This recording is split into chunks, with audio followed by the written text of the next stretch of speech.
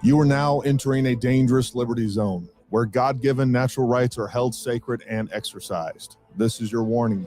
Tyranny, fascism, and censorship will not be tolerated. Ideas will be exchanged freely.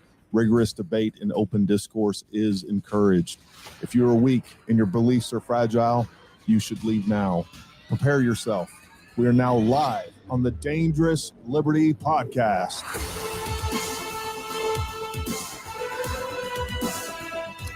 All right. Happy Wednesday, everybody, and welcome to the Dangerous Liberty Podcast, where we know that safety at the expense of liberty is slavery. We got a great show for you tonight. Got lots to talk about. It's going to be a lot of fun. We also have a very special guest, which I will be introducing him in just a few minutes.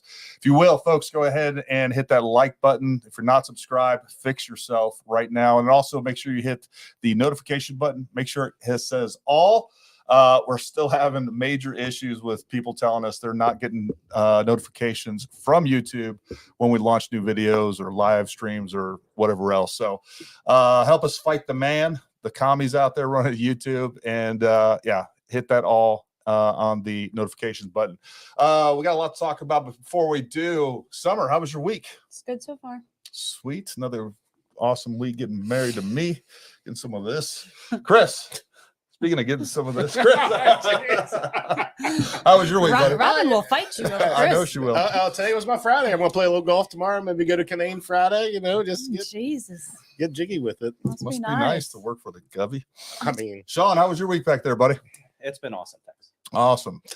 All right. We want to say hi to Willie Everett, Jason TG sponsor, Jeff Johnson, Willie Everett, again, William Gittins. William, good to see you. Jeff, I just got to say, I said what I said, but I can't read what you said. It doesn't make a lot of sense there. I know what he said. Oh, gotcha. As long as you know. He's part of the LGBT community, which is why we keep him around. So why is little you have to take rainbow? That. But we are very tolerant, and we love you, Jeff. We love you. Yeah, man. We got a few more folks. For those of you that haven't said hello, throw it up in a comment. That helps us out. And also, if you guys think about it, once this video or the live stream goes not live, all the comments and stuff go away. If you want to help us get the message out, go back and comment. Make sure you like after that. That helps us out too. So make sure you guys share our podcast. Throw this up on your social media so we get more and more people out here. We'll have to do some more conspiracy stuff, so we have like 5,000 or 6,000 people on the live stream again. They love conspirators. They love that stuff. All right. So we had a busy last couple weeks. Really, I just came back from the Major Land Sniper Cup. That was a lot of fun. We'll get into that. But while I was there, I got to meet someone that was really cool. And if you will, Sean, go ahead and bring on Zac Simon. Zac Simon, number one, him and his partner Ling, they actually came in 5th place at this match, which is a phenomenal accomplishment considering how many pro shooters were there, several military teams from SOCOM as well as the Marine Corps and many others. So Zac, introduce yourself, tell us a little bit about you, and we'll go from there, man. Yeah, thanks so much for having me. It was fun meeting you this weekend and hanging out with you and Nick. I am 49 years old. I've been shooting really since I was a kid, competing since probably my early 20s in pistol and carbine stuff, but never super like gun-ho on it because I had a career and other things going on. But the last 5 or 6 years, been retired somewhat. So I've been able to put a lot more focus into my shooting and got bit by the long range bug. And yeah, I love it, man. That's like my main sport now in my life. I've been an athlete pretty much my whole life. So that's my gig now, and try to shoot as much as I can. Really, I love it. Oh, that's awesome. How many long range competitions are you doing regularly? And do you normally do like field matches like that, or are you doing some PRS, or what are some other things you're doing out there? Yeah, the field matches and NRL Hunter, those are definitely my bread and butter. I prefer those. I think I'm better at those. I just enjoy the whole atmosphere and that style of match. I do shoot some PRS stuff, mainly just to hang out with my friends that are super into that. And then to practice, of course. I mean, PRS in its own right is very difficult, and and there's tons to learn there, and it's all applicable, so whether 100%. you're really getting a lot of time in on PRS and using it to shoot the field matches, it all works. But yeah, so I shoot a little bit of all of it, really. Oh, that's awesome. And it showed. I mean, we'll talk a little bit. I kind of want to pick your brain. I know I did a little bit out there, but kind of get a idea of what to expect. Number one, my big thing, I was going to start shooting PRS either this year, and I'm definitely going to shoot some next year. But that was the first sniper competition I'd been to, or field match like that I'd been to. And I probably wouldn't have even thought to go to that had Nick not invited me. And I'm glad I did, because I agree. I've seen PRS, I've been to PRS type shoots. And that's fun and that looks fun. But, basically what we did up there at Gladstone, man, that just, that is definitely what I'm more interested into for sure. So really cool match. And folks, if you're not aware of that, and Zach, you may know more of the history than I do, but it's the Major Land Sniper Cup, and Major Land was apparently the founder of the Marine Corps sniper program. He was actually there. He's probably in his 80s or something. Oh, he was actually. Yeah, I think he's 83. I think he's like 83 or 84 years old or something. And this is the third year that they've had it. That's awesome. And it was, it was cool to hear about the history of that. I'd never heard of, I'm not big on the Marine Corps history. Never heard of him, but it was cool to be there, to meet him in person. Of course, they had the Army Sniper Association there and the Marine Corps Sniper Association there. And I got to talk to those guys, did some interviews with them, and hearing about the great work that those guys are doing too. And that's something that we're going to tie into, and maybe have some of those guys on the podcast and talk to them, because I think they're definitely doing some things I think most of our viewers would love to get behind. So just I think the Major Land match itself is really unique, because there's like an inner battle going on between the Scout Sniper Association and the Army Sniper Association. So the depth of talent there is pretty high, because there's a large group on both sides of the Marines and the Army. They're sending team guys to shoot, as well as civilian teams like myself and Ling. And so it's really cool, because you get a mix of a little bit of everything: retired guys, active guys, and civilians.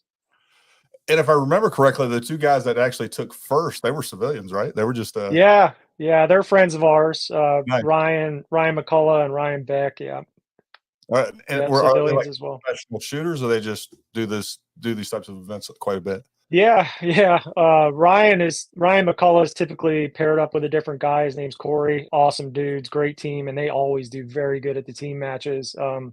Ryan Beck filled in for Corey, I believe, in this match, and Beck is one of the top shooters in the country right now, in my opinion. He's won a couple of 2-day PRS matches here just in the last 2 months, which is not easy to do. I mean, to be the number one guy in a 2-day PRS national is insanely hard, and I think he's won 2 in just the last 6 weeks. So very, very talented shooter.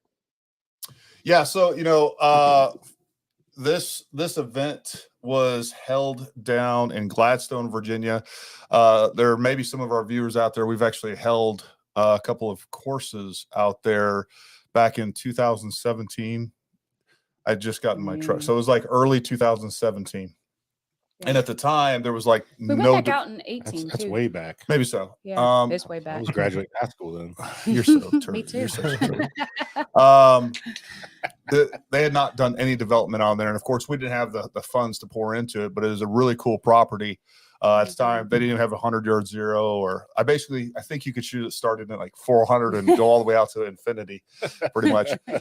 So it did make a lot of sense for us to do, but we are tied back in with them. I think we're going to do some more courses up there. Definitely going to be going up there and shooting content. The owner, Steve Rand, he's just a freaking awesome dude. He is. And anyways, it was great to see him again. We'll be doing some more stuff up there, and we're actually going to have a booth up there next year. We've already talked about that and haven't finalized it, but that'll be a lot of fun to do that. Chris, you can come man that. I was that's gonna right, say, Chris. We need to pre-plan that. I'll come down. That sounds good. That venue's awesome. It's a very unique, cool place to shoot at, especially on the East Coast. It's really cool. It's really cool just to hang out there and see the views, and just such a beautiful area. Yeah, and I'll tell you, the the coolest thing for me was just all the different people you get to meet up there. Everybody was awesome. A lot of different great contacts to meet that are just passionate about the sport, and it's good to see. And it's been a long time coming for us to get tied into something like that. That's not a bad draft. No, that's one of the best. That's one of the best things about this sport, in all honesty, is the people. I mean, I played like over 30 years of ice hockey, and I've had so many awesome teammates over the years. And, like to have a teammate like Ling is amazing. And then the group of people you meet in the shooting community they're unreal. Everybody's so good and like-minded and really kind people. It's awesome. Yeah. Yeah. It was 10 times more fun. I expected to have fun. I knew it'd be great, but I enjoyed the experience probably 10 times more than I thought I would. Now, there was definitely some kind of logistics and administrative issues going on with that I think could easily be remedied overall. Well, from your perspective, Zach, let's talk a little bit about number one. I definitely want to keep it positive because overall it was some of the unique things about that particular match as far as the terrain. I'll let you tell everybody a little bit about it. Well, yeah, like you're saying, the terrain is awesome. In the East Coast, to be able to shoot from mountaintop to mountaintop is kind of rare. So that place is very cool and unique for that. A lot of the high angle shooting or low angle a lot as well at this place is pretty neat and challenging. People aren't used to having to do that. The typical East Coast guy is shooting on fairly flat ranges, and that place definitely throws a twist in that. The match was ran well. Last year was ran well. I do think there's some improvements that could be made, and I personally plan on talking to Sam, who kind of organizes it, and just trying to lend a little bit of my knowledge and advice to him and make next year even that much better. But the match was great. And, every match has its little hiccups. I've never been to one match ever in my entire life that doesn't have a little hiccup here and there. It's hard to run. I mean, what do we have? I'm guessing about 60 teams. There were 10 squads of I think 6, 7. there was 130 something shooters. I think there's probably closer to 64, 65 teams. I think there was almost 140 shooters total. Yeah. So, I mean, you're running 140 shooters around the top of a mountaintop and trying to keep things going. And, it's never going to work flawless, but they did a great job. That match it's fun, man. I love it. I totally plan on going back next year for sure. Awesome. Real quick. Yeah. I know what's going on, but I'm sure there's probably 50% of the people. Can you give them a quick nutshell of what you and Zach did of that? Yeah. So I don't think everybody knows what you all are talking about. Yeah, no, that's a good point.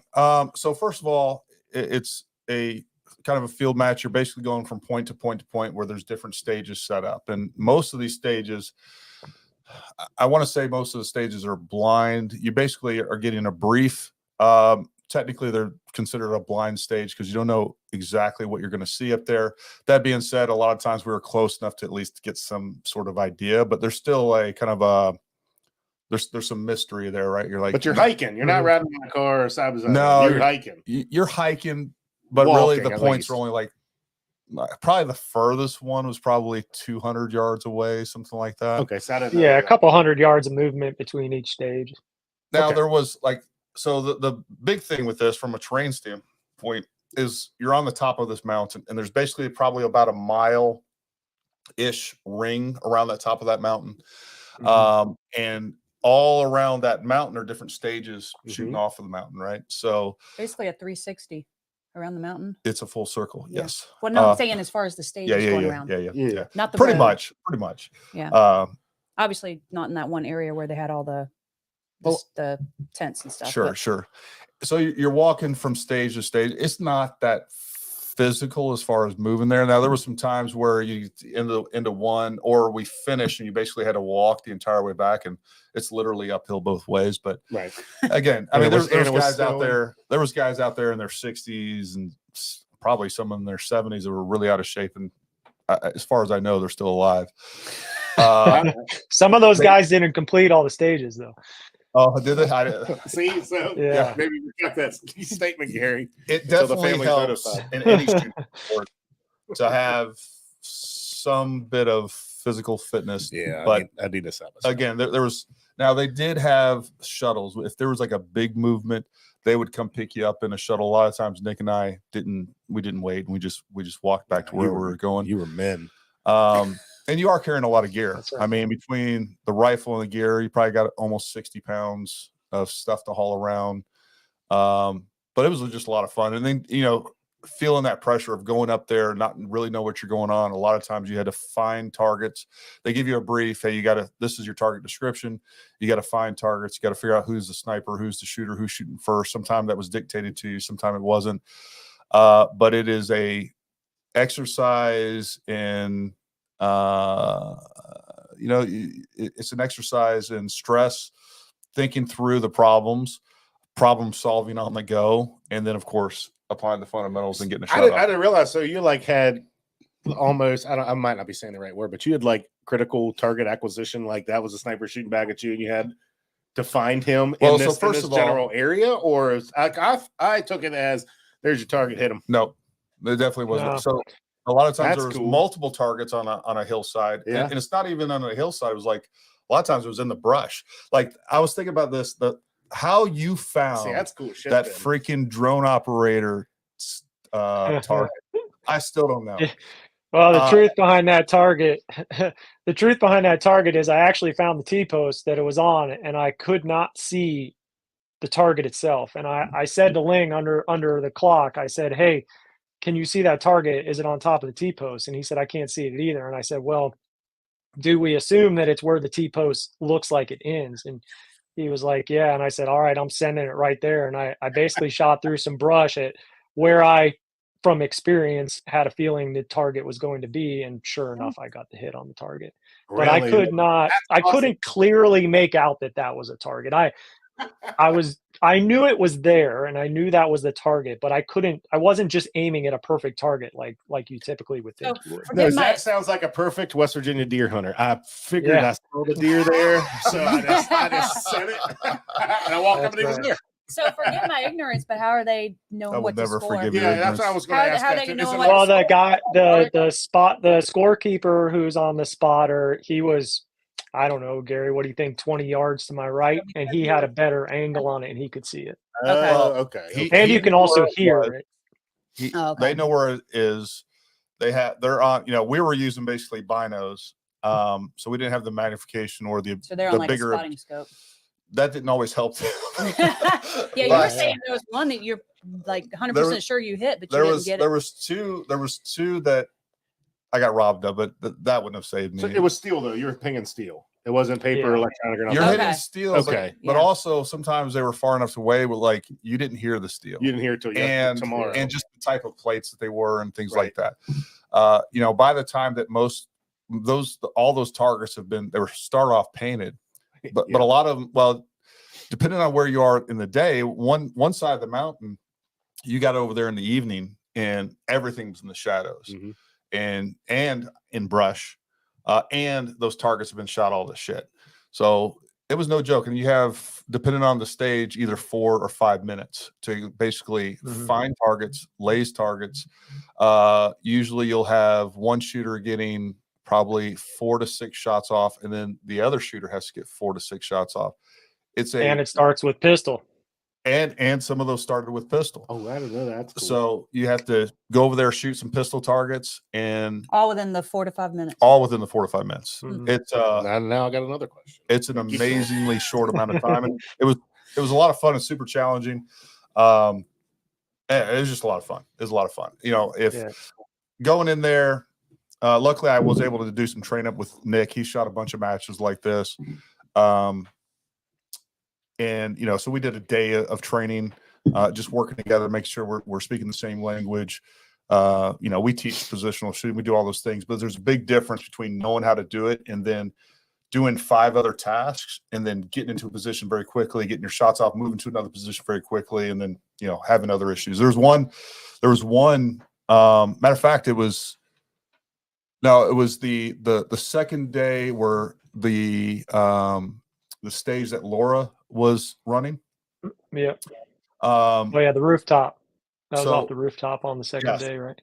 So I was the second shooter, and I went to lock and load, and my cocking pin went to the fired position, so I couldn't even shoot. And I was like, I jumped over onto Nick's gun and I ended up getting my hits off of his gun. So yeah, and that was a perfect example of like a good teammate and thinking as a team, because the second you basically announced, I could hear you guys where we were staged there, and because we shot right after you guys, and I remember hearing you kind of announce that something was wrong with your rifle, and I mean within seconds Nick said, Gary, jump over on my rifle, get on my rifle, and you just like basically left yours, jumped over on Nick's, and you guys were able to continue on with the stage. Yeah, no, it was good. And it was, it was really cool. One of the other cool things about that I thought from just a wind readings perspective that I think a lot of people, I'm sure it definitely challenged me, but at least I was cognizant of it. But, you're moving around this 360 degree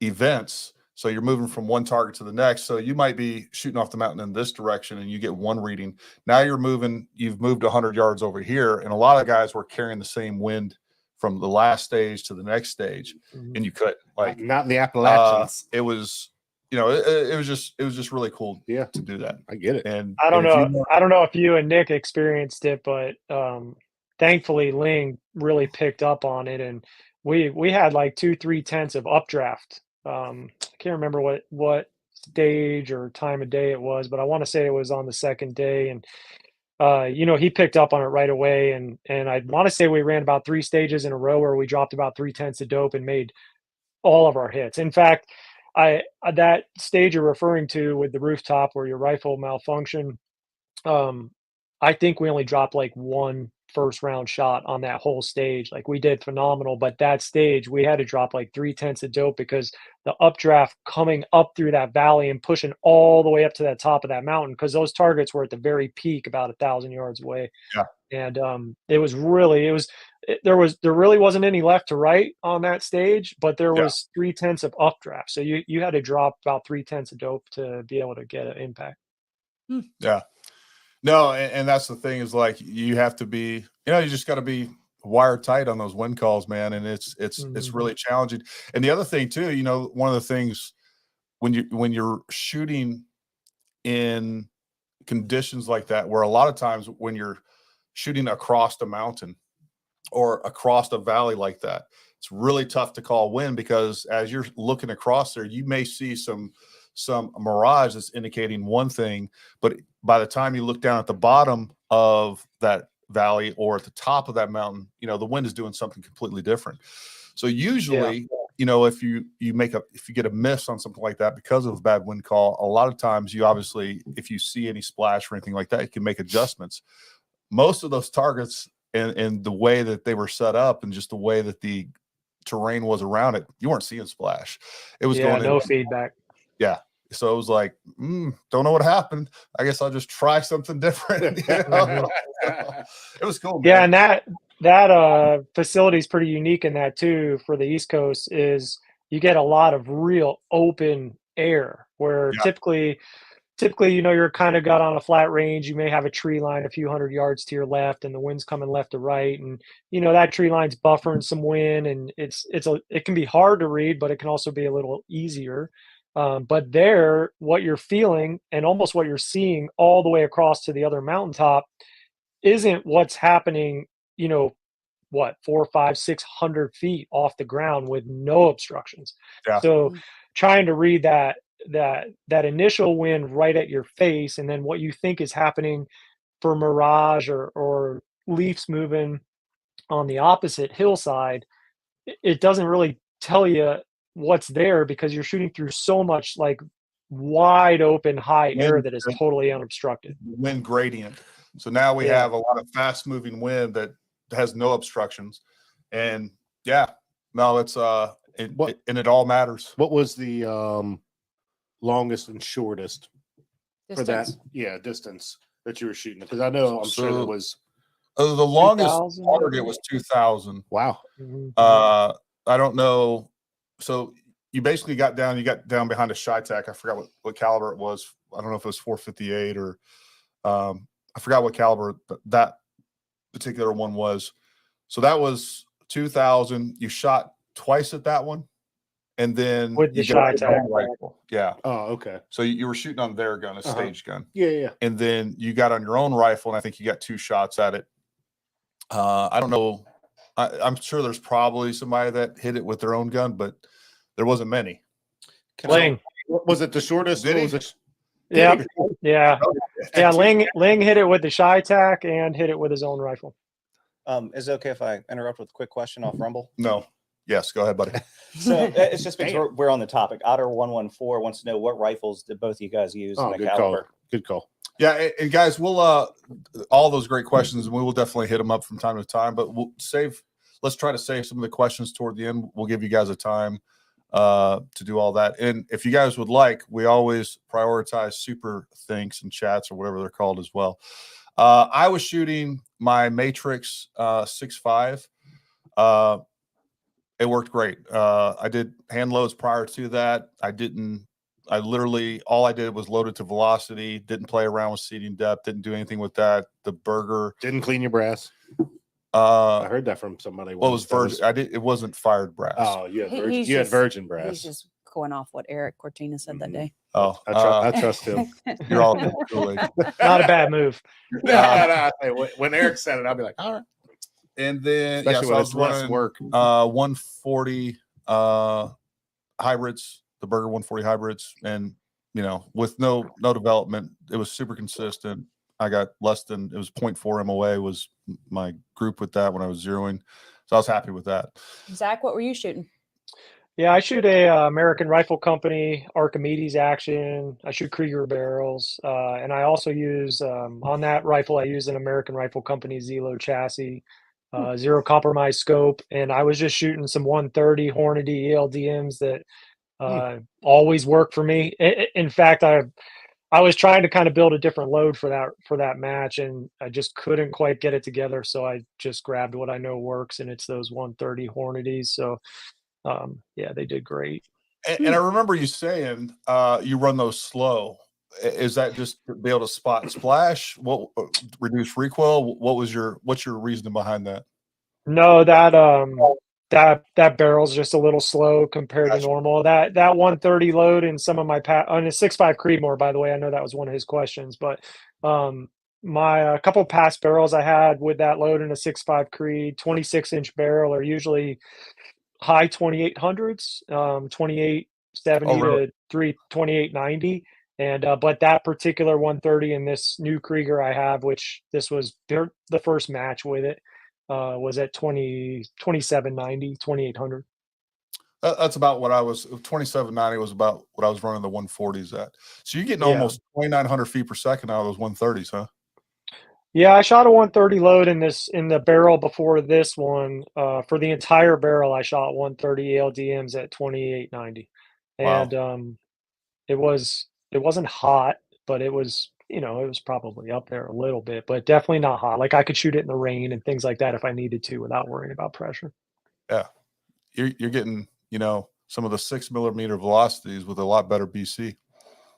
Yeah. And that, years ago, Frank Galley kind of got on a kick of the 130s out of the 6.5, and, that speed kills, I think is what he used to say. And so I kind of tried it in that last barrel and it worked. And I just still had a bunch of the 130s. So kind of last minute, I loaded them up for this match. With the 130s at 2890, what's your elevation typically at 1,000? Oof, I don't remember. Off the top of your head. I got too many calibers rolling around in this brain, but yeah, I don't know. I'm not sure offhand. So how many matches did you shoot last year? Like in 2024? Yeah. Yeah. I shot a couple 2-day PRS matches, and I shot six of the NRL Hunters. I went out west for 3 of them this year. I went to Idaho, Wyoming, and New Mexico. And then I just shoot like some local stuff. I shoot a lot of local USPSA matches just to keep my pistol in tune, because as you can see this weekend, pistol misses were a point. So if you had 9 pistol targets and you hit 7, you drop 2 points, and those add up by the end of Sunday. So pistol is really important for team matches. So I hit up a lot of local USPSA matches, and I go there with my regular rig, and I don't go there with USPSA gear and try and be fast. I just go there to try and be efficient and get my hits and hit in the A zone, because at team matches, sometimes the targets are small and hits count. So it's important to be dialed in with your pistol as well. Oh yeah. So that first stage that we started on Saturday, it started off with some pistol targets, and I was like, oh, these are close. I'm gonna blaze these things down and get over to my rifle. Mm-hmm. And the closest one, I whipped the gun out, pulled the trigger, and then I was already transitioning, knowing I was like, I missed. I had to go back, and then I went back, and I was pissed off. I ended up yanking the trigger, and I missed it. And I all the further ones I had no problems with, but you pissed off? No. I know. You take your pistol you have like on your side all the time. Yeah. I took the PDP. Oh, okay. Yeah, the new one then. I like that one. How it feels though. Yeah, that's a nice thing. I don't know if you took the 2011. That's what I was wondering, if you kitted out the 2011. No. It was just a normal duty gun type thing that I wasn't going to go up there and. You shot like duty. Be all. What'd you shoot? I didn't get invited. Yeah. I didn't have a partner. You can really see though how pistol points over the course of the weekend add up. At a match like that. If you're dropping a lot of pistol points, that's killing your score at the end of the weekend. 100%, and that was cool to see too. I think they incorporate. I'm sure they're already doing it somewhere. I just haven't seen it, but I would love to start seeing more 3-gun matches that were long range pistol and carbine as opposed to the gay shotgun. Yeah, the shotty. Nothing that could be fun. Nothing against anybody running shotguns or whatever else. You just call it gay. I know they are, but we still accept you. Yeah, no, that was just a fun match, man, and getting to meet everybody.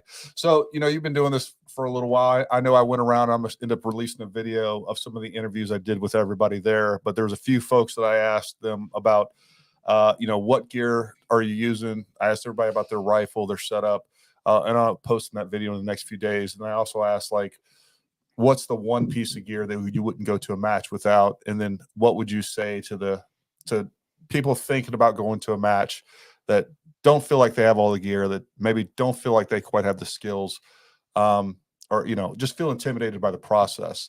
So same question to you, Zach.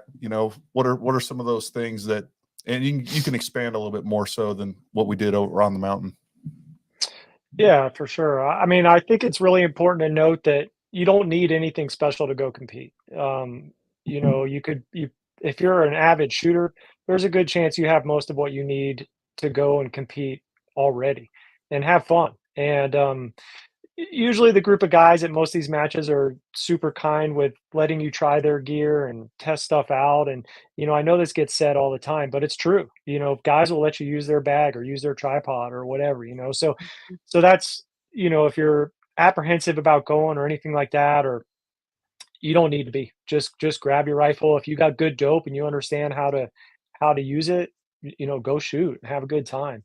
I know there's the saying in the industry of buy once, cry once. And I kind of agree with that. I mean, if you can afford it as you start to purchase gear, I do think that some of the nicer gear costs more for a reason. It performs better. It's more stable. It's more reliable, all those things.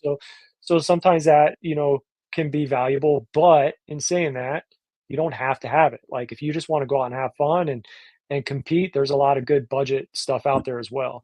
But don't let that keep you from going to compete at all. Definitely don't. Even if you don't have some of the gear that you think you may need, don't let it keep you from going, because you can borrow gear. Everybody has extra. They'll let you use it.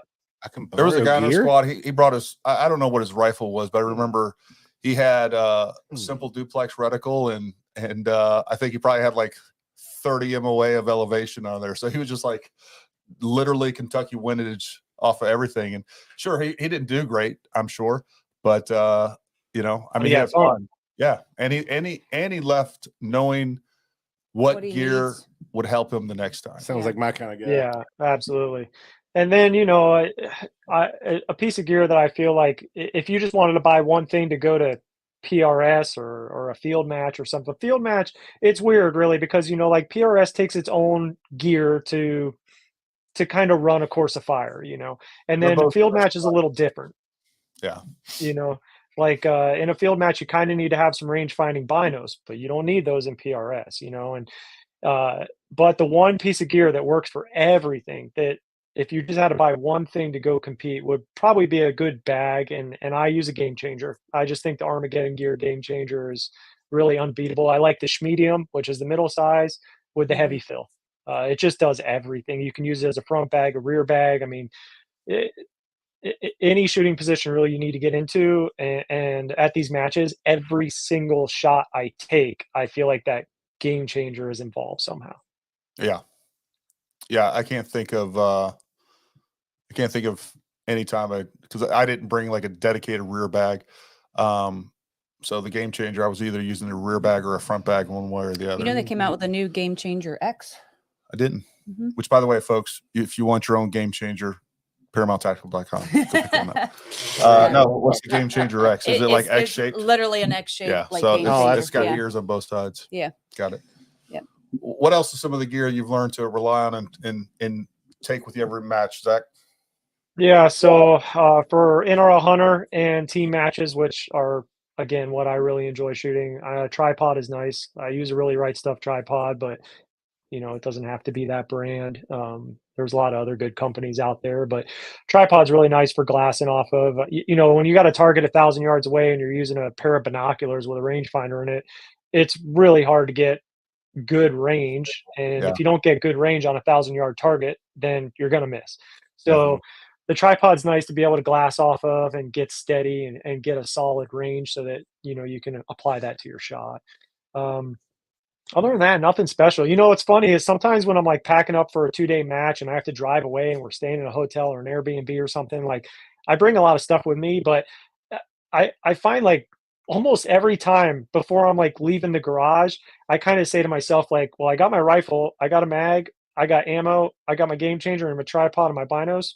I mean, there's nothing else I really need. So I have all that other stuff with me, but if I had just those, I mean, I could probably go and shoot and do just fine. Yeah. It's all the other stuff is, you know, you want to have it just in case.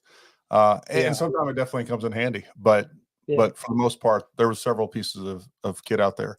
One thing I will say that I thought was definitely huge in this type of event that I wouldn't shoot without them again, is the double pull MDT Skypods. I will say I found those extremely useful, and a lot of times with what we're normally shooting. And back in the day, I even gave those kind of a bad review, not the double pull, but the single pull. And that was the first generation, which they've gotten a lot better. And I probably need to do another review on those just to kind of make the record straight. But those things are so versatile, and I used them in so many different configurations during that course.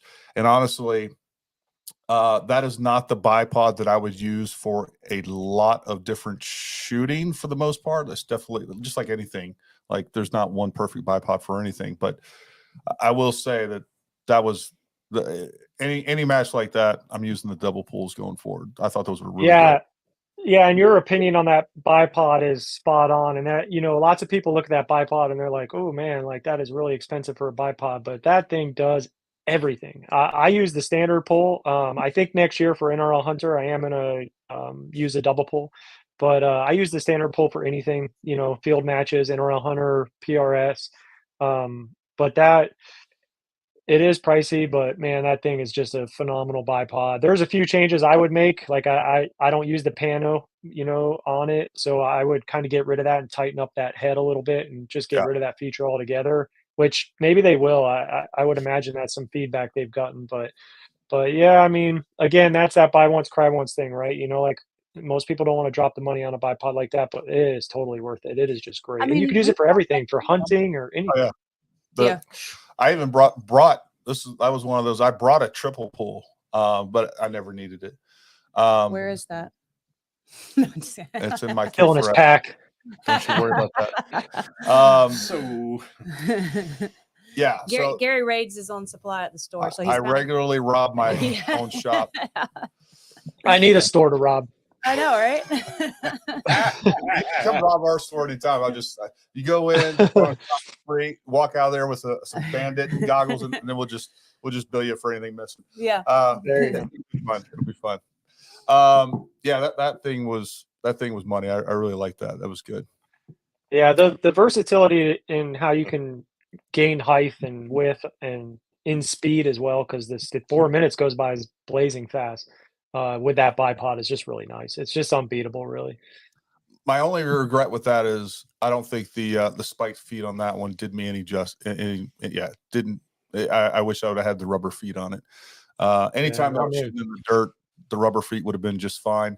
And of course, there was that time shooting off the metal table in the window. I started to load the bipod and I almost just ate it off the end of that thing. Freaking, that kicked my ass. But yeah, I'm sure there's a lot of times those do come in handy. But I think for what we did in retrospect, and it still did fine. But I would have rather rubber feet, I think, for most of the situations. Yeah. What other gear do you find useful? Well, definitely for field matches. I mean, a good pack is nice, something comfortable. Like we said, the movements weren't super far, but when you got a bunch of ammo and gear and stuff in there, something that you can walk in and hike in is nice to have. A Kestrel is handy too, but definitely not necessary. I mean, you could just run like the Hornady Forward Off app on your phone and make a good dope card. I do wear a arm board. That's pretty helpful for team matches because you just don't have you don't have predetermined distances on your targets, right? So you're getting your target distances on the fly. So you need to have something to reference for your dope, unlike a PRS match where they give you the distances. Yeah. So I wear an arm board on my arm, and my Kestrel mainly lives in my backpack, but they're handy to have. But you do not need one. I would say if you're a new shooter, don't feel compelled that you need to run out and buy a Kestrel. Might help you learn some wind and stuff by playing around in the yard with it and things like that, but you don't need it to go compete. What else? I mean, honestly, man, not too much more. A good rifle, something that's pretty accurate, and the dope on a good scope. A bag, a bipod. And for a field match, you do need some range finding binos, but other than that, it doesn't take a whole lot to get out there and have some fun. Or at least one person on the team has some range finding binos. And that's another thing too, is like you can team up with somebody if you're going to do a team match, and share your gear. A lot of the time and you're right about the Kestrel. I pull the Kestrel out every now and then just to look at my dope card and make sure there was no major changes, but there never really was, not enough to matter. Yeah. And your reference to sharing gear with a teammate, you almost have to on a lot of stages. So, I mean, that's just part of the game. There were tons of times, an exaggeration. There were many times in this major land match where Ling and I were literally tossing gear to each other. Just you're on the clock, you're trying to beat that 4 minutes, you're trying to maximize your time, and sometimes we're sharing gear, and sometimes you're just sharing gear for part of the stage. There were the table you referenced. I actually used both of our rear bags under the back of my rifle to gain the height I needed because the angle down of the shot was so steep. So yeah, your teammate, his gear, your gear, it's all important in maximizing the stage. I had a pump pillow, the fat bag. I actually put the fat bag down and I put my game changer on top of this, and I was looking at it, I was like, this is gonna be a bag of ass. But I'll tell you, man, it was freaking super solid. It worked perfect. Yeah. And I was like, oh, that was a lot better than I thought. So that worked out good. There's technically called the fat ass bag. Fat ass bag. Mm-hmm. Don't talk about it. I'm right here. That's right. I'm just telling you the real name. Thanks a lot. I'm right here. I got a fat hat on. You don't have to call me a fat ass. So Saturday evening, I was hanging out when a lot of people were getting done, and they'd be walking back to where all the cars were parked, and they're just like, just loaded down with all their gear. So yeah, like having a good pack seemed to be pretty freaking important, because some of them were just trying to balance a lot of stuff in their hands, and I'd hear them just like these huge sigh of relief when they were finally able to put everything in their car and walk back up. 100%. Yeah. Well, getting out on the weekends and doing a little bit of that besides just match time helps too. Yeah, absolutely. What bag were you running, Zach? I use a Kuiu. I think it's like a Venture 2300 or something. I'm not 100% positive, but just a Kuiu, like lightweight hiking pack. But it's pretty comfy. And I don't know if I'm a minimalist or what, but I tend to always have less stuff in my bag than my friends and my teammates. So, I usually, you do, yeah. Well, you are an Army guy. I know you're used to big rocks. You just never know. He's the I'd rather have and not need than need not have guy. And I have no problem carrying weight on my back. I've been doing that for a long time, so we're good. Yeah, I don't typically have a ton in my pack. I don't bring a whole lot extra, but some guys bring it all. I'm bringing it all. He does. Freaking got another little dude in there. Hey, you didn't have AAA batteries though. I did not. Well, no, I did. I did have AAA batteries, They just weren't but they weren't the alkaline lithium ones that apparently my. You mean lithium? Don't ever correct me while we're on. Apparently, TV. you had alkaline. More acidic batteries. Whatever. I had and for someone who doesn't have anything in their pack, I had every battery but a AAA. There you go. You did. Yeah, I got home. I had to buy the $12 batteries, and they worked just fine again. So I just couldn't buy. And Those batteries weren't $12; they were $30. No, that was for the 4-pack. He bought the 8-pack. Okay, gotcha. No, yeah, I bought the 8-pack. Irregardless. So I bought 4. Gary would have said that's not enough. No, absolutely not. Yeah, I actually brought the I bought an Aberla stock, the half track, just for this, and man, I love that bag. I think yours did too, but I think for those types of matches, for sure, you need something that opens up from the back so you can get to everything very quickly. I don't know if yours is just the top open one, but that's something I would suggest to everybody, regardless of what bag you get one that you can lay down and it zips all the way around and opens up from the back, not from the very top. That's what I say about my women too. Oh my God. Yeah, and I run my tripod and my game changer on a single strap on the side of my bag. So kind of as I approach a stage, typically the first thing you're doing is getting on glass so you can try and find the targets that you have to find. So I'll usually just throw my pack down, put my rifle down, throw my pack off, and then I'll undo the one buckle, which gets my tripod and my game changer off. And then I just toss my game changer right next to the butt of my rifle, because that's typically where I'm going to need it, so I can pick those up at the same time. And then I can get the tripod out of my bag really fast and get it deployed and get on it and start ranging or start scanning and finding targets. So I keep that on the outside of the pack where it's fast to get to. So at these stages you get to them, and do they have I know y'all keep talking about time. Is each stage a different time to pay based upon difficulty? Day one, it was off pretty much 5 minutes. Mm-hmm. And I think day 2. And that was for both people to shoot. You get all your shots off for both people. Find your targets and right. Well, and sometimes shoot like 4 or 5 pistol targets, then get moved to another position, sometimes 15, 20 feet away. And that person can't move or go do that till both shooters are done. Oh, and then you run over there, like if you don't have stuff pre-positioned and quick, like he's talking about, having his bag and everything to whip off.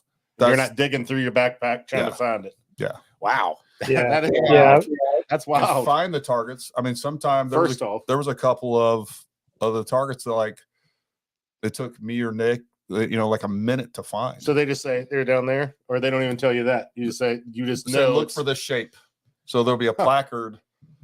It could be like a placard next to that. And it's like in a small cutout area. Like you have you're looking at a hillside, a square mile of hillside looking at. I mean, you kind of generally know where it's going to be, but sometimes it's just, some of them are really hard to find. Like I said, the target. So the target he ended up shooting, that was at the top of that T-post. Mm-hmm. As soon as we got done, they went up next. And me and Nick went back and just put our binos up there. We're like, we're going to find this freaking target. And we were just looking. And it took us forever. It took me over 2 minutes with no pressure on us. But, then you're doing those things with all this pressure, trying to hurry. And it still took us forever to find it. And then what we ended up identifying as said target, I'm still not sure. And that was another thing too. Some of those targets, you might have a target line where your 2 shooters are 15 feet wide. And if you're not it could be completely obscured depending on where you are from foliage, where that target line is. So that stage was actually like that. The shooter's box, as far right as I could go, my elbow was on the edge of where they would let me go for me to even be able to see the pocket where that T-post was. Cause I technically never had a perfect sight of the target, but if you were one body width to the left, you wouldn't even have seen the pocket where the target was. Wow. Yeah. Yeah, it was and nice. that's part of the game. You know, they do that on purpose. Awesome. Yeah. It's just teaching guerrilla warfare. And it made it fun. I mean, I wouldn't want them to do it any other way. Now, what I would like to see is, you know, we talked about, there was a lot of times there was questions on whether the target was actually hit or not. So in some of the ROs, like, clearly didn't have a lot of experience spotting, could clearly, and they didn't have any flash indicators on the target. So, you know, there was some of that stuff. I agree. We, the very last stage on Sunday was shooting out of the tower off that table you referred to. And we had tons of time left. I think I had I had 2 targets left, 2 shots or 4 if I needed them. And I looked at my watch, and I think I had like a minute 40 left. And I mean, I got as comfortable as a man could get behind the rifle. I checked level. I even shouted out to Ling because he was upstairs and I was downstairs. I shouted out the window, like, you know, checking parallax. Like, I did everything I could to make that shot flawless. That was probably the best trigger press I made all weekend, and that RO didn't call a hit. And I know, I mean, I am very confident I hit that target. Well, the second we came off the stage, Ling looked at me and he said, "You hit that target." And I said, "I think I hit that target too." Yeah. But it was that time of day. It was very late on Sunday. The shadows and all that were tough. And unfortunately, the RO was sitting on top of that tower with a pair of like 8x32 Vortex, you know, whatever binoculars. Yeah. And Ling's looking through a tangent. I'm looking through a Zico. And, you know, but, you know, again, that's also part of it. But I think that's one of the improvements they need to make for next year. I think any targets out past that 900 yard mark need to have a flash indicator. And then, you know, on stages like that, the RO needs to have a better pair of glass. Right. Yeah.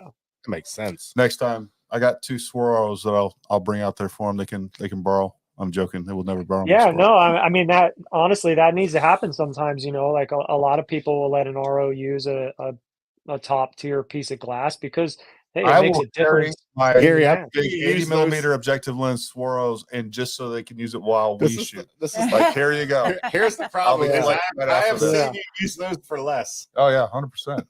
Well, you know, the industry now has several companies that make flash indicators that they're cheap in all reality. You know, so I mean, those far targets that are impossible to get to, you know, you put one on every corner, you know, in case 1 or 2 get shot off over the course of the weekend. But that way, the whole weekend, that target has a flash indicator on it, and there's just no questions to be asked. You get a hit, you get a hit. You don't. Yeah. Yeah. That one that I protested, again, I squeezed the trigger. I saw the target move, saw it hit, and it was like, I was like, that was a hit. He was like, no. I forgot what he said. Like, no hitter. I don't know what he said. I was like, there's no. And I was like, well, maybe I saw it wrong. So from there on, that was my first target. So, you know, the messed up part about that is like, okay, well, now I got my wind call wrong. So now, like, and those targets were all in the same spot. So now I'm like, do I need to hold left? Do I need to hold more left? Do I need to hold right? So he messed you up mentally. Well, like, then, oh, did I not hit it? And we were done. And I was like, hey, man, look, I got to protest that. And he was like, no. I was like, I saw it move. He's like, well, that's the weird thing. The wind was moving them already. I'm like, hold on. No. And then he was like, come on, man. And then he was like, and plus they're freshly painted. We would have seen it. And then while I'm talking to him, the other RO went over there and he's like, oh yeah, there is a hit top left. He's like, all right. I was like, cool. Well, thanks. So did you get the? I got that one back. So you got that protest, but I didn't get the other ones back. So because I knew my wind call was good. Saying. You adjusted your wind call on the rest of them because you thought you didn't get a hit on that. Yeah, gotcha. But like I said, that's actually part of the fun. And guess what? It's still fair because everybody gets to experience that somewhere in the match. Right. That's what I was just going to say. It all balances out over the course of the weekend because everybody probably has one missed call here and there, and you know, it's 100%. It's just part of it. You hit that thing center mass where there's no question every single time. You don't have to worry about it. You know, it was good stuff. Hey, folks, we'll go ahead and open up the floor to some questions, and we'll talk a little bit about the 6 Max. I saw some questions about 6 Max. And to kind of, I don't know if you're familiar, Zach, with 6 Max cartridge. We've been kind of on a kick with that, us and Ray Helms, and I'm a big fan. But basically, the 6 Max is basically like a 6 arc. So it's a 6mm for a gas gun. But the biggest difference between it and the 6 arc is it uses the same size bolt face as 5.56. So you're not blowing out the locking lugs on those as quickly. The other thing is just much more reliable as far as feeding. You can run that thing full auto, no problem. And the downrange ballistic performance is phenomenal too. I actually just released a video today. We got to shoot it a little bit out at Pig River when we were doing the train up. A lot of fun, super easy to load for, and big fan. I hope we're going to do everything we can to help promote it and keep it around. Do you have a full auto yet? What's that? Do you have a full auto yet? No. No. I was hoping. Speaking of Pig River, give a shout out to Josh Bandy. That guy's amazing, and that range is phenomenal. For all the people listening to this podcast that are on the East Coast that haven't shot a match or want to shoot a match, just find a one-day match or something at Pig River. That place is so inviting and absolutely phenomenal for a beginner. Yeah, so we run all our XP Long Range Academy courses down there. And yeah, Josh has been awesome. Just awesome. And that facility is amazing. As you guys saw in that video, I know most of you guys watched that video today out of Pig River. And Trace, well, it really wasn't Trace, it was glint. I've never captured bullet glint like I did on that particular video. So that was really cool to see. And I know a lot of people mentioned that. The other thing I will say, so I decided on the fly, because we had just got the Magnus RR in. I decided to go ahead and I checked velocities and stuff like that while I was at Pig River and run this for the match. I wasn't planning to. I was just going to run a break. But man, I hate running just breaks. And this thing, as far as a suppressor that genuinely provides good recoil management and it's a genuine break. It's a legit break on top of a super, super quiet suppressor. Can't say enough about how well this performed. It's definitely one of those things where, you always have a lot of faith in some new stuff or some gear, and then a lot of times you'll get it and a little disappointed. This exceeded expectations. And I know there's a lot of folks out there that have these on order with us or are already getting one. It's just in the ATF jail right now. You guys are going to be extremely happy with those. We just got in 2 of the Ultra RRs as well. The Ultra, nice. And nice. it looks good. And it does. It looks badass. It looks pretty badass. Yeah. Every time you shot this weekend, because you and Nick were right in front of us, I was like, man, that can is just so nice. Like, it was so quiet. It was really nice. Yeah. Yeah. The other thing I'll tell you guys, and this is Nick Gebhardt. He's over at Zero Compromise. He's our dealer rep for Zero Compromise, but he started a side business with it's called scope chaps. I meant to actually have one rigged up to show you what a scope chap is, but it basically protects your bell housing, and it allows you to put patches on there. But most importantly, what it does, it provides some abrasion resistance and a little extra protection on the bell housing, and it looks cool. But he also makes these can chaps. And folks, I will show you, these are all handmade. The stitching on that is incredible. Every bit of material on this is incredible. The inside is a super high temperature resistant. I think it's up to like 2,000 degrees silicone. So this thing does not slip. It's very low profile. Each one is custom fitted there's not like one size fits all or one size fits a couple different whatever. It doesn't just Velcro. The material on this is just phenomenal. Nice metal buckles. We are going to become a dealer for them, but if you want a good suppressor cover, I highly encourage you to go to canchaps.com and get a can chap. Support an American business, American veteran-owned business. Him and his wife run it. They hand make these, and it shows. All American made materials, all the highest quality materials. They are stupid cheap. I was telling them, I'm like, man, you've underpriced this by like 50%. And I mean that genuinely. So if you want to support a good business, we're going to become a dealer later. But what I want you to, and then we have our first dealer order in with him, but I want you guys to go support him over at scopechaps.com. Get yourself a scope chap. Order you a couple of. You can get the can chaps on scopechap.com yes, as well. Yes. Okay. Because you said canchap.com a minute ago. Oh, sorry. Scopechaps.com. Scopechap.com. don't ever quit correction me. Good thing Summer's there. I know. That's why I keep it. We can't find this. Scopechaps.com. Get yours. It takes them. It'll probably be a week or two or so. It's about 3-week turnaround time, he said. Yeah. So there you go. Be patient. It's worth the wait, and they'll be the best suppressor covers. Now, I will say these are primarily for like precision rifles. He shot one, he said he tested it doing a 30-round mag dump. It was fine. But beyond that, this is thermal rated on the inside, but eventually if you're, doing a bunch of mag dumps and things like that and running, just a high round counts, that heat will migrate and start to melt the nylon on the outside. But for most applications, the way that most people shoot, these are going to be more than adequate, and definitely for precision rifles, it's going to protect your can, and they look really good, and they're nice, neat. I just love how it just looks neat. It's not like a big baggy can of ass like some of the suppressor covers out there. All right, there's my plug for fellow veteran. Brand new too on his website. It says. What's that? It's brand new too on his can chaps. Yeah, those are legit. His scoop chaps are good too. Yeah, they really do. Go check that out. Go support him. Good cause, and you'll get a great product in return. And again, it's way too cheap. Nick, if you're watching, up your prices, bud.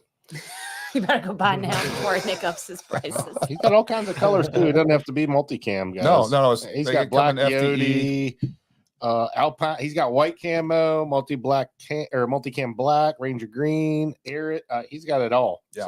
So he's got 4 or 5 colors to choose from. And then you plug in your suppressor brand and model, so it'd be custom fit to your suppressor. You can also get a couple different color variants of the straps themselves. So that's awesome. So go check that out. It's literally a custom. Yeah, he said he shows each one to order. So can check. Good stuff. Yeah. So I saw some questions about the 6 Max. Yeah. So backing up a little bit, what you guys were talking about ROs. A buddy of mine that I worked with was at the match, scored pretty well. He said one of his biggest complaints was how confused they were. I don't know if you guys ran into that situation. The ROs or the shooters? The ROs. The ROs. Yeah. Well, first of all, that was, I guess if we're going to critique them, an overall 98% positive experience. I don't want to bash the programmer. I encourage as many people as can get in. I'll definitely be shooting that again next year. He had an amazing time. He had nothing but good things to say, but he was curious if you guys had the same. The stage descriptions were ridiculous. They were about, it looked like reading the Declaration of Independence or something. And there was words in it. There was like they could have been a quarter of what they were, and I don't know. And even the information there wasn't well written. It could have been more concise. Could have been a little bit simpler, and so it confused the ROs as well as the shooters. And about halfway through the first day, I think everybody kind of figured it out, and they reestablished some things or clarified some things. And then the ROs started giving their own briefs separate to the stage description, and it all worked out. So it was just a little bit of a hiccup, not that big of a deal. It's a new. This is what, the 3rd year? Yeah, this is the 3rd year, and I think they did the stage descriptions like that because they're trying to make them sound like interesting, but really for a match, the stage description just needs to be what is the description of the stage. So, they're trying to make it sound like it's this super cool scenario is probably a good way to put it. Mm-hmm. And, but yeah, it's probably just more of a scenario on paper than it needs to be. Yeah. They'll tighten that up, throw up some hit indicators, and I think they'll be good. There's a couple of little things they can do, but again, and 3 years really isn't a ton of time for a match. I mean, it takes a couple of years sometimes to really iron out some of the kinks and really get it to where they want it to be. And then, once they find their rhythm, I'm sure that match is going to be amazing year after year. Yeah, and it was absolutely amazing on its own, just the way that it was. If they changed nothing, I would still go every single year. There were some wait times in between stages that kind of in its own way kind of threw you off your game a little bit, but again, everybody experienced it and it was all equal. HK45C says, how does 6 Max compare to Grendel and 6x45? I'm not actually familiar with 6x45, but I am familiar with 6.5 and 6 Grendel. So the biggest thing here again is you're using the same exact bolt with as you would a 223. The only thing that you're changing with 6 Max is the barrel itself.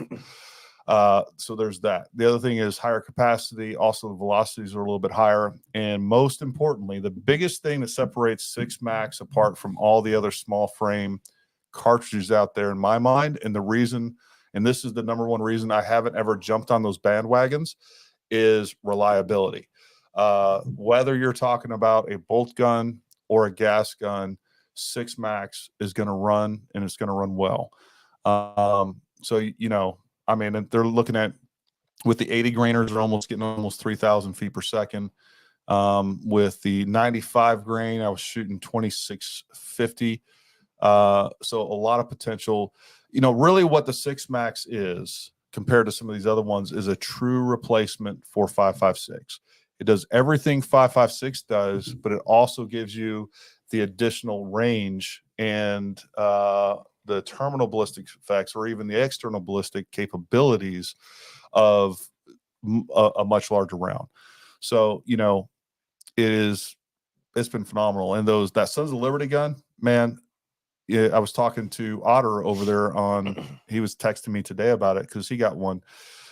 You know, I got that thing kitted out. It's weighted down. It's, you know, I got a bunch of different accoutrements on it, but none of those things are going to make the barrel any better. And how precise that was, if you guys watched that video, I was shooting at 700 yards.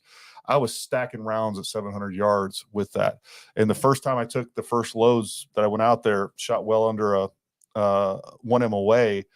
And to be able to do that with a gas gun, I mean, literally at 700 yards, it was like a 1-inch group. So, you know, maybe that was just all luck, but it was like 4 or 5 shots that I was putting on the exact same spot. And I didn't even notice that when I was shooting. Didn't see that until I watched the video that I was filming through the spot and scope. So that's the main thing that the 6 Max does. It's a true replacement with additional capabilities for 5.56. Same answer. I'll go with 243. Is that on the shelf? What's that? Can you buy 6 Max off the shelf? Yeah. So number one, we have 6 Max ammo at the shop. If you want that, we have that. It's becoming more and more commercially available. That's what I was wondering. Okay. More and more components are becoming available. And by the way, folks, we commissioned PMA Tools to make bore guides we have in stock. They already came. We have them. So if you need a bore guide for 6 Max, Paramount, are they on the website already? They are. They're under the AR-15 listing, and then you can select the caliber 6 Max. There you go. Damn. So the other thing, I just talked to Brian over at BC Precision because I was actually wanting a trimmer head for my Gerard trimmer over there, and I talked to the guys over, Doug Gerard over there, and Brian is actually going to send him a reamer so that they can make a trimmer head for it too. So we're doing everything we can to support the accessories. And hopefully keep this thing moving and alive because I love it. So all about it. What else you guys got going? All right. So Rumble, let's see here. Speaking of Otter, he wants to know what the furthest range was and what was the average range at the match. I think we answered the furthest range. I would probably say the average range would probably be around 7. There was a lot of 900s. There was a lot of 700s. I'd say 7 to 9 is probably pretty typical at that match. The majority of the targets probably fall in that range. Yeah, there weren't. And then 2,000 was our furthest. 300 and 400 yard targets. There weren't that many, and no. You know, there was those, you know, shooting through that window at that little hut. There was those close targets.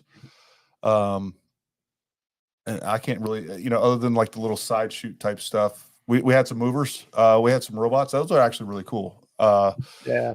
When I first heard about it, I thought it was gonna be kind of hokey, but it was actually cool. So they had these. It was so funny to see all those coming out of the woods at the end of the day when they were rolling all the robots out. I was like, oh, this. The marathon targets are so fun to shoot at. It adds a whole new element to those matches. They're a good time. That was the first time I shot them, and it was a lot of fun. So. We did well and I was surprised, I guess not surprised, but a lot of people really struggled with those moving targets. And yeah, I guess that takes background. Luckily we ended up okay with that. So you were saying you were shooting out of that tower. Were they built specifically for the shooting range, or were they old Firewatch towers? No, it was built specifically. It wasn't there a couple years ago when we were there. Gotcha. So I just wondered they built that place out. You know what I mean? A lot. Gotcha. So for you, either if you've attended our long range schools in the past or the XP Long Range Academy, be looking for a couple of course dates out there next year. And level 1, level 2 is going to be a prerequisite for any course that we hold out there. So we'll be talking to Steve. We'll be running some courses out there, and it'll be a lot of fun. So Factor Man on Rumble, he wants to know if the match is actually worth it, and if it is, if it could be done with 6.5 Creedmoor. That's what I ran. That's what Zach ran. I'd say probably 80%. As a matter of fact, I know last year, 80%? I'd say 80% of the people were probably shooting 6.5 Creed. That's just speculation, but I guarantee it was over half. I know last year, talking to some folks, I know the person that won it last year was running 6.5 and the other guy was running 6-dasher. So what were you going to say, Zach? Oh, I was just going to say the match is definitely worth doing, and it's only going to get better. And all the target ranges are fully capable with a 6.5 Creedmoor. I mean, the 2000 is a poke, but you also got to look at, 99% of the guys on that particular target are probably getting a 0 anyway. So even if you're there, you're taking a 300 win mag because there may be a 2,000 yard target, but nobody else is. So, the 6.5 does everything. And if there's one distance that, it struggles with, probably everybody there is struggling with it as well. Yeah. Jason Sponsor asked, how much ammo do the typical person go through for a match like that? I want to. That depends how much you miss. That's right. I know. That's why I said typical. That's why I said typical. I think me and Nick, ended up shooting somewhere around 90 rounds. I think that's or something what Nick like told that. me. Yeah. Like together or no, each. Okay, so 180 together. I think they said to bring 120. That's something not, like that. That's not hateful at all. What about you, Zach? How much did you shoot? He shot like 20? 12 rounds. I think I shot I shot a little less than that. I think I shot 60 something rifle, and Ling was probably the same. And then I don't know, maybe 40 rounds of pistol or something like that. Yeah. So there were 10 stages total, and you probably averaged around 10 stages each day. I was about 10 to say. stages each day. Yes. Yeah. So 20. I meant to say stages. 20 stages Okay. total. And again, so most of those you had two targets, sometimes up to 4. So and shoot till you hit. No, you get 2 shots at each target. That was the most. Okay. At each target. So at 60 divided by 20, you He got a lot of first round Zach, hits. I was watching Zach was smoking them. I was like, man, Gary spent a lot lot on ammo. Zach did not. Do you need a partner for next year? No. I wouldn't want to hold him down. Hold him back. And as they were shooting him and Ling, I was like, they're going to be in the top couple places. I was, not having, you only have experience with your squad. So, the people around you are the only thing that you can really get an idea of, that's the perspective you have. So I didn't know what else was going on, but I knew they were getting a lot of first round hits. And so I knew they were going to do well. So was there 20? To answer that guy's question, I believe that the round count for the match that was given out to us prior to the match was 130 for rifle and I can't remember what the pistol, 100 for pistol. So I guess if you pretty much missed every single target, you'd go through that number. No, there wasn't even 50 total. So even if they put 2 rounds on every target, there's probably a total of maybe 30 over the 2 days. So, and most people are going to get first round hits on because they're not that far. Well, I say pistol. Yeah. Well, what's funny is like we had a couple. I know at least one guy in our squad. He would bring his tripod and his game changer bag to shoot all the pistol targets. How did that work for him? He wasn't going very fast, and I think he actually missed a couple that way too. But. What's crazy is there was one stage where you came down off the road and dropped down an embankment to shoot pistol first, and there was 3 pistol targets, and each shooter had to shoot it 3 times each. So it was a total of 18 points. Yeah. 18 points is a ton of pistol targets. Or a ton of pistol points that get added to your score. So you clearly don't want to drop those. So Ling and I had this brilliant idea of let's shoot off of our tripod, because we had to take the tripods down there anyways to shoot the rifle. So, it was like we're going to have it in our hand no matter what. And so Ling goes down and gets set up on his tripod, and he goes 9 for 9. And then I shoot, and I think I dropped 4 pistol shots. I had 4 misses, and those were my only 4 pistol misses of the entire match. And when we got done with that stage, I said to Ling, I was like, why did I do that stupid move? Like, I should have just shot the pistol the way I always shoot the pistol, and I probably would have cleaned the whole match with pistol, but I made this stupid decision thinking I should use the tripod to maximize our points, and I ended up the only 4 pistol misses of the whole week. Lesson learned. Well, that's how it works. Yeah. Stick with what you know, right? Stick with what you know, for sure. Don't try something new, the second day halfway through your match. If we do, I doubt we're going to do. Oh no, we're definitely not going to do this February. I do want to get back to the Great American Outdoor Show. So I think 2026. That's the Harrisburg one, right? You'll see us at the at the Harrisburg. Up there again. I gotta be honest, I don't really miss doing shows. We're It's not a gonna- lot of work. We're not gonna make February. That is the I'll Ranger go. School. I'll go up shows. February. You were there 10 days? So like 2 days prior, 2 days after. Yeah, 12-hour days. It's 10 days of show. I know. Yeah. I said 10 days and then 2 days prior, 2 days after, just setting up and cleaning up and all that good stuff. It's a lot of work. What I will say is I Quit think yawning. we'll do a lot more in volume now. Like we carry a lot more products and anyways, and people know us a little bit bigger better. booth. We need a bigger booth. We're gonna need a bigger booth. What other questions you guys got? There's some general firearms questions. Throw them up there. If you want them. There was one starred over there that you still haven't. Yeah, I'll just get to that one. Yeah. Here in a little bit. I have a great question. Oh, Well, I'll determine that, Fraser, whether or not this Shoot off the tripod.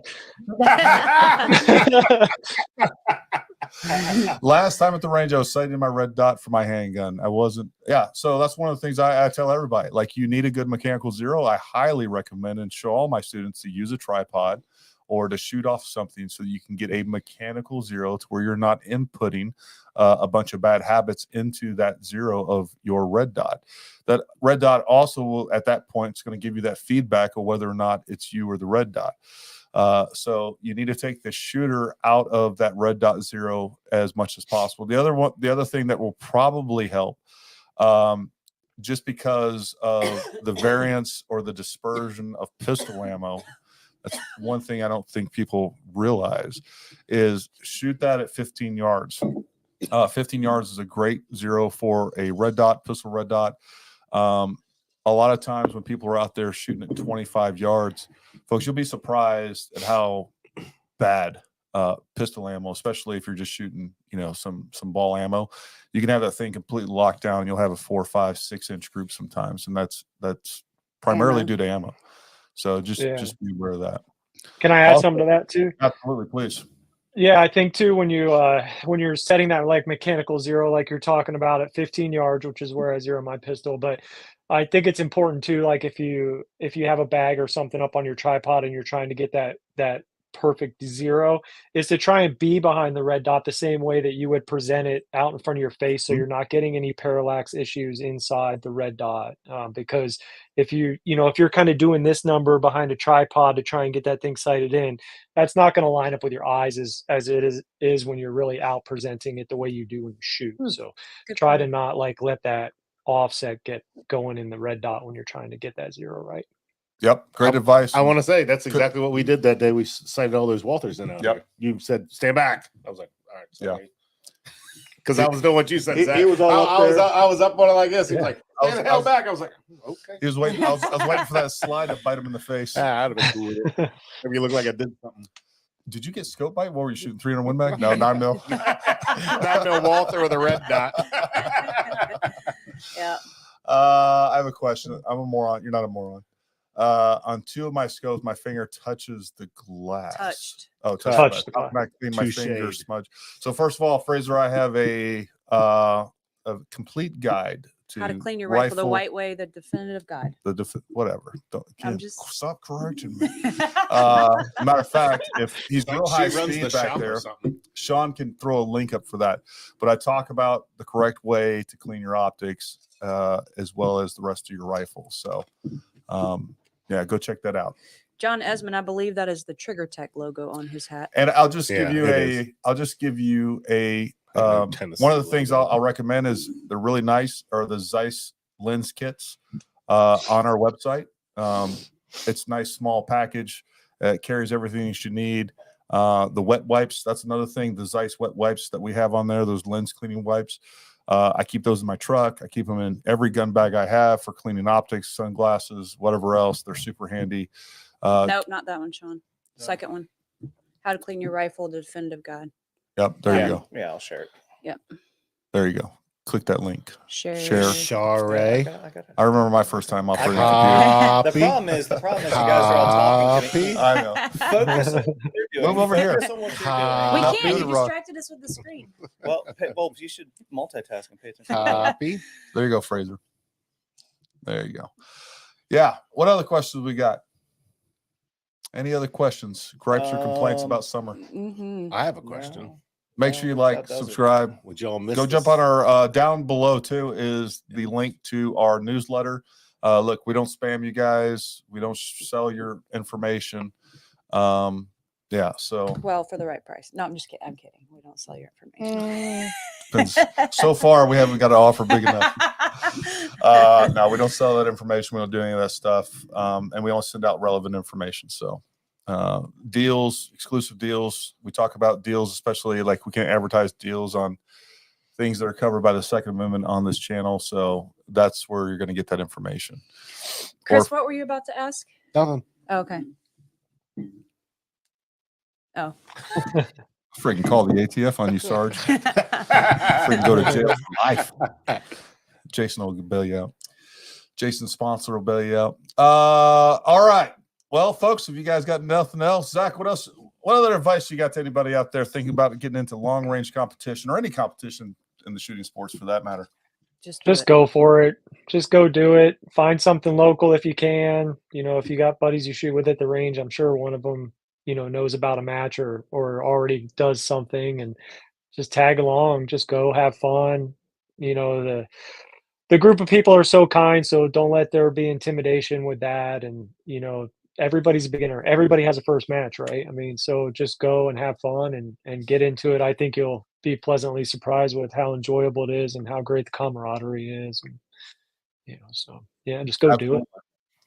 And you don't need special gear and all that stuff. I mean, just run what you brung. Have fun. Who cares if you miss all day? That's the only thing that's going to make you better. I've done tons of missing. You gotta lose a bunch of matches to get to the win, right? Yeah. And the sooner you get through those, the better off you are. And by the way, if you really want to learn long range the right way, go check out our XP Long Range Academy courses. This year we will be offering a level 3, which we will be putting on. Basically, it's a train up and culminates into basically a PRS match with all the students. And you guys know we try to treat you guys right that come to our courses.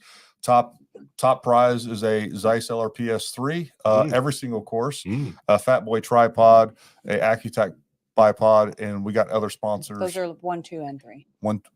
That's a really good point too. I mean, if you can do it, just go take a class. I mean, there's so much knowledge to be gained in this sport, and you know, guys like Gary and the school that he runs. I mean, you're going to go do something like that, and you're just going to come away just with pages full of notes and your mind just racking all kinds of new information that you can use, and then just go home and practice. You know, shooting is a perishable skill. So if you don't spend time behind the trigger and you don't take the direction that you get from those schools and the notes that you take and go home and practice them and use them, you'll lose it. So if you want to be good, you want to get better, or you want to have fun, you still need to do it. Like, don't just expect it to always be there.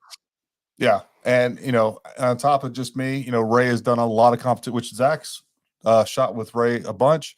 So he's been through a couple different matches with Ray as well. On the competition side, I kind of let Ray handle that. He has the most experience with that part. But as far as teaching you how to shoot, going through gear, we both do that, all those things. Gary's referring to Ray Holmes that He knows. works with. He knows. I talked to Zach about Ray. No, I'm saying it for everybody out there. Gotcha. She's talking Ray to general Holmes public. over that works with us X-Ring. at XP. Yep. XP Long Range Academy. And over at the X-Ring. Mhm. Yeah. All right, folks. Well, listen, we appreciate you tuning in. For everybody that is going to watch this in the future, make sure you go, again, hit like, subscribe, and make sure you guys are joining us live on Wednesdays. We'll try to do these as often as possible. I know we missed a couple just because we're out of town and doing other things like that. Hate doing it, but sometimes it is necessary. Got anything else? Anything else? No, just showing off your big cup there. 1,000 Yard Club. That's Everybody right. can read it. Make sure they can read it. Yeah. This is actually one that I messed up, so we keep the ones that we messed Well, up. you're in the 1,000 Yard Club though, so I've been well into. I've earned this. Well, many make sure times they over. see it. They just see the Paramount flag now. There you go. That's that's what you get, baby. You earn the privilege to get one of these Yep. at the Long Range. That's what I'm course. saying. Zach, thanks for coming on, and everybody else out there, make sure you stay armed, stay ready, and we'll talk to you soon.